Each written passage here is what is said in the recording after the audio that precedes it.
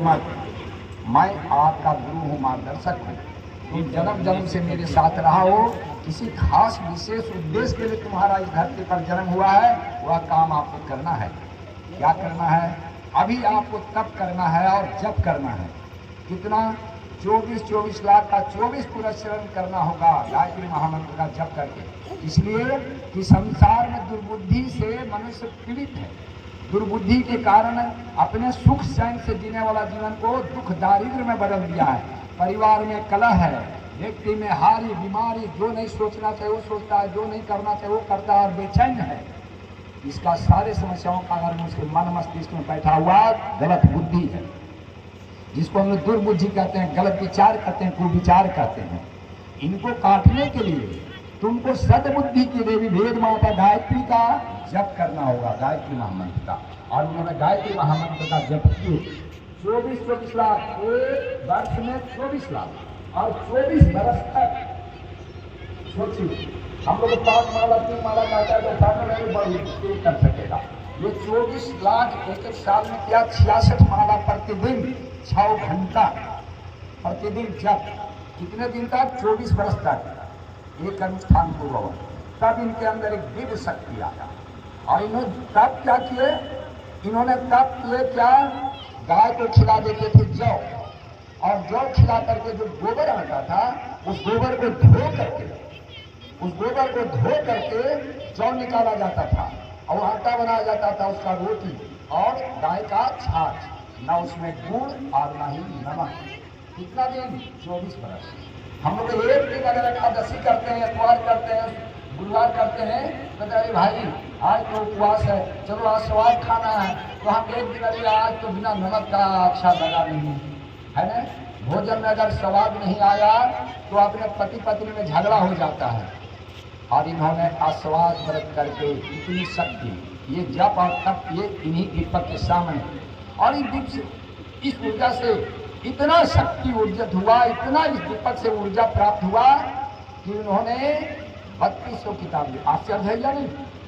कोई व्यक्ति 3200 किताब पढ़ना मुश्किल है, उन्होंने 3200 किताब लिखे।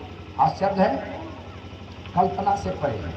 और सभी हिंदू ग्रंथ, वेद, पुराण सबका संस्कृत से हिंदी कर दिया। इन्होंने लिखे कि सूर्य का रोशनी से अपना बीमारी कैसे दूर करोगे, सूर्य सत्ता के 7 किरणों से तुम्हारा इलाज कैसे हो सकता है, मरा हुआ व्यक्ति को कैसे जिंदा कर सकते हो। सूर्य से 7 किरण जो आता है उसको विच्छेद करके अपने आवश्यकतानुसार अगर आप उसको फिर संयोग कर सकते हैं तो मरा हुआ व्यक्ति में प्राण छोड़ सकते हैं। ये सूर्य की 7 कोने में ताकत इन्होंने लिखी। बड़ा ही जल है, पानी है, इससे अपनी बीमारी कैसे दूर कर सकते हैं।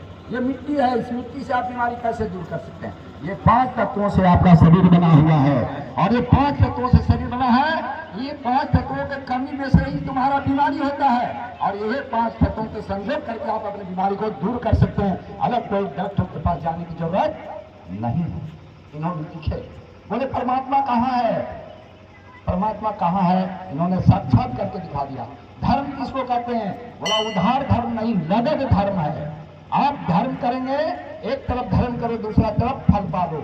आज लोग धर्म को अंधविश्वास कहते हैं। कौन कहता है मैंने अपने जीवन में नगद धर्म किया, हमने धर्म किया और एक तरफ पाया, और हम लोगों को सूत्र दिए, ये गुरु दिए, इतनी बड़ी शक्ति ये अखंड ज्योति के सामने।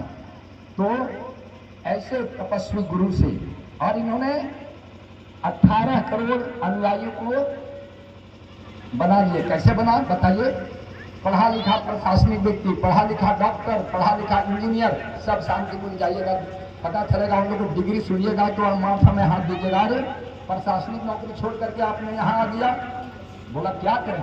उससे ज्यादा लाभ ही दिया, मरते हुए वो जिंदा कर दिया, और इन्होंने जो नहीं चाहिए वो मिला, और जिनका दुख दूर हुआ, जिनका मनोकामना पूर्ण हुआ, वे व्यक्ति इनके साथ जुड़ते चले गए। और इस प्रकार जुड़ते जुड़ते आज हम लोगों ने 18 करोड़ गायत्री परिवार है। और केवल है नहीं, आप ये नोट कर लें, गायत्री परिवार 18 करोड़ है नहीं, और ये श्री राम शर्माचार्य है नहीं। ये दीपक आपके सामने जल रहा है, इनको आप सम्मान नहीं देखें। ये धरती पर स्वर्ग और मनुष्य देवता का अवतरण करने वाला शक्ति है। एकदम हो के रहेगा। आप अभी कल्पना से परे लगता होगा कि क्या बात करते हैं, धरती पर सोया मनुष्य में देवत्व उदय होगा। हो के रहेगा, आप अपने आंखों से देखेंगे। और जो नहीं देख सकेंगे पछताएंगे। कौन पछताएंगे? जो समय पर नहीं चुना। आपको एक थोड़ा सा समय लेकर के हम बताएंगे। महाभारत का कहानी में आप लोग देखे होंगे, जब भीष्म पितामह बाण के सैया में सोए थे तो कृष्ण भगवान गए और कृष्ण भगवान गए तो बोले भीष्म पितामह, हे भगवान बताओ कौन सा मेरा कर्म था जो मुझे बाण की सैया में सोना पड़ा। तो कृष्ण भगवान बोले कुछ तो कर्म जरूर है। बोला क्या है बताइए। बोले आप बताइए, जब द्रौपदी का चीरहरण हो रहा था तो आप थे कि नहीं उस सभा में?